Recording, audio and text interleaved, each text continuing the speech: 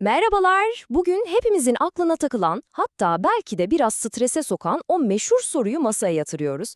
Günde 10.000 adım atmak gerçekten şart mı, yoksa bu bir efsane mi? Gelin bu işin aslını aslarını birlikte öğrenelim. Eminim sizin de akıllı saatiniz, telefonunuz sürekli "hadi 10.000 adım" diye sizi dürter, değil mi? Peki bu rakam gerçekten bilimsel bir kural mı, yoksa sadece güzel bir hedef mi? Yani 10.000'den az atarsak bütün çabamız boşa mı gidiyor? İşte bu sorunun cevabını arayacağız. Hemen en baştan söyleyeyim de derin bir nefes alın. Hayır, kesinlikle zaman kaybı değil. Bilim diyor ki en büyük sağlık faydasını hiç hareket etmemekten kalkıp şöyle orta karar hareketli bir hayata geçtiğinizde alıyorsunuz. Yani asıl olay o ilk adımları atmakta. Peki, madem bu bir bilimsel zorunluluk değil, o zaman bu 10.000 rakamı nereden çıktığı da hayatımızın tam ortasına oturdu? İşte hikayenin başlangıcına gidiyoruz şimdi. Her şey ta 1960'larda Japonya'da başlıyor. Yamasa diye bir şirket, Manpokei adında bir adım sayar, yani pedometre çıkarıyor. Peki Manpokei ne demek biliyor musunuz? Birebir çevirisi 10.000 adım sayacı. Yani anlayacağınız, bu rakam bir tıp laboratuvarından değil, zeki bir pazarlama kampanyasından doğmuş. Akılda kalıcı, basit bir hedef ve bütün dünyaya yayıldı gitti.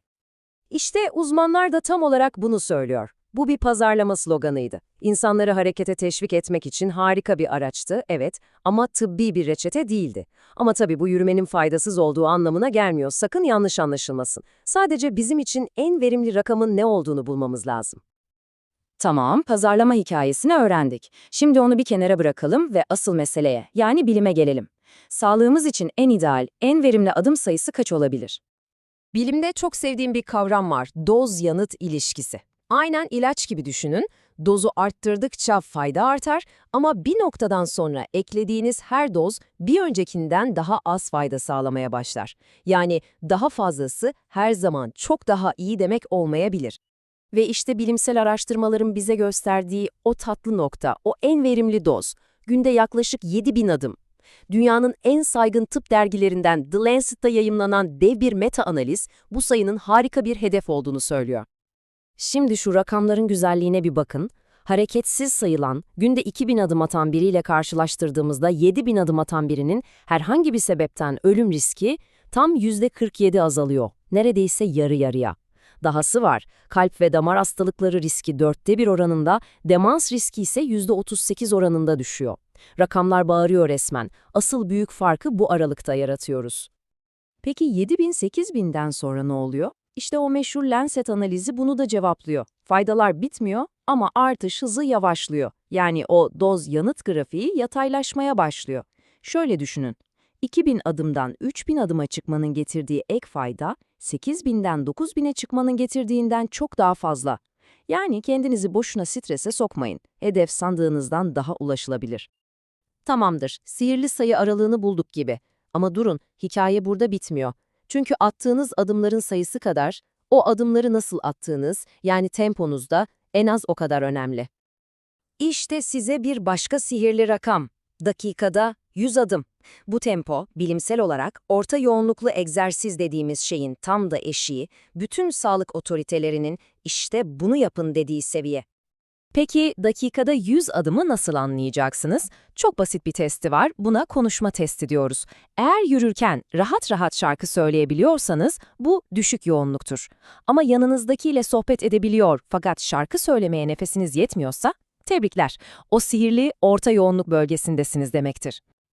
Bu tempoyu hayatınıza sokmanın en etkili yollarından biri de aralıklı yürüyüş antrenmanı. Kural basit. 3 dakika normal hızda, 3 dakika tempolu. Bu döngüyü 5 kere tekrarlayın, alın size yarım saatlik harika bir egzersiz. Hem çok daha etkili hem de zamanla sıkılmanızı önlüyor. Her gün o hedefi tutturma baskısı insanı yorabiliyor, değil mi? O zaman gelin bakış açımızı biraz değiştirelim. Günü değil, haftayı hedefleyelim. Dünya Sağlık Örgütü'nün tavsiyesi çok açık ve net. Haftada toplam 150 ila 300 dakika arası orta yoğunlukta aktivite. Bu ne demek? Az önce bahsettiğimiz 30 dakikalık tempolu yürüyüşü haftada 5 gün yapsanız bu hedefe krallar gibi ulaşıyorsunuz. Bu haftalık hedefin en güzel yanı ne, biliyor musunuz? Esneklik. Salı günü çok yoğundunuz, yürüyemediniz. Dert etmeyin, çarşamba veya perşembe telafi edersiniz.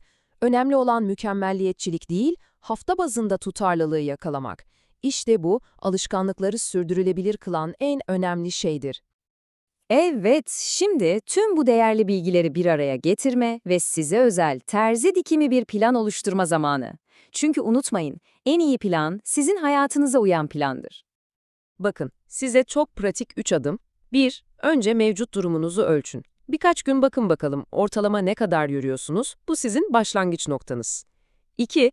Acele etmeyin. Her hafta bu ortalamanın üstüne 500.000 adım gibi küçük hedefler ekleyin. Ve 3. Haftanın birkaç günü sadece 10 dakikalığına bile olsa tempoyu artırıp o orta yoğunluğun faydalarını cebinize atın. Bu kadar basit. Hadi hızlıca bir özet geçelim ve şu efsaneleri tarihe gömelim. 10.000'in altı boşa gider. Yanlış, en büyük fayda o alt basamakları tırmanırken geliyor.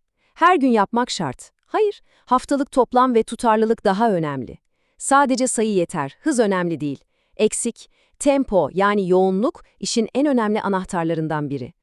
Sonuç olarak 10.000 adımı bir kural gibi değil de sizi motive eden güzel bir araç gibi görün. Asıl hedef kendi vücudunuza ve hayatınıza uygun, sürdürülebilir bir plan yapmak. Peki, siz bu bilgileri ışığında bu hafta kendi yürüyüş planınızı daha akıllı hale getirmek için ilk neyi değiştireceksiniz?